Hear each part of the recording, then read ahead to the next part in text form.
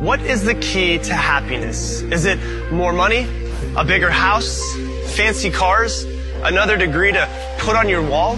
Well, it turns out it's actually none of those. And there's proof now, because Harvard did an 80-year study on happiness that started in 1938, where they interviewed 724 teenage boys from all walks of life, from students at Harvard to boys that lived in houses with no running water. And overall, there was one key factor to a person's happiness, no matter where they came from or how successful they did or did not become.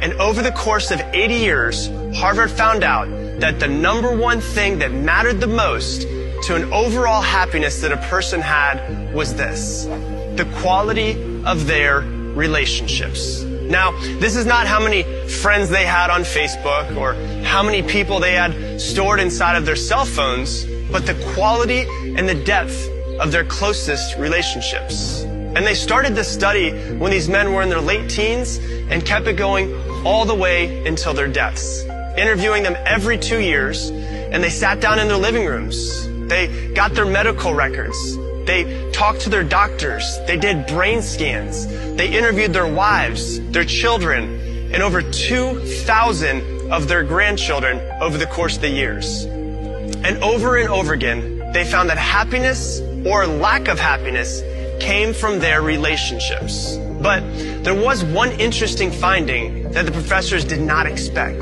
The Harvard professors learned that the happiest people in the study were not only deeply connected with friends and family and their community, but they actually lived longer than those that were not. And they realized that social connections keep us healthier. And loneliness is toxic. Loneliness kills. In fact, 70 different studies across the world with 3.4 million participants found out that social isolation and loneliness are linked to premature death. And they found that the men that had the greatest levels of satisfaction in their relationship when they were 50 years old were the healthiest.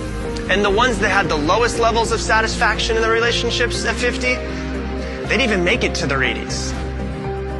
So, what can we learn from these men over this 80-year study? If you want to be happy, then there's one thing that you should focus on, and that's the quality of your relationships. And that's what the people that are around you, the ones that you are closest to. Sure, go out and get the success you want, the money, the house, the cars, the business, or whatever else that you desire. That's your prerogative. But don't think that those things will make you happy. Don't think that they'll fill a hole that you feel inside of you.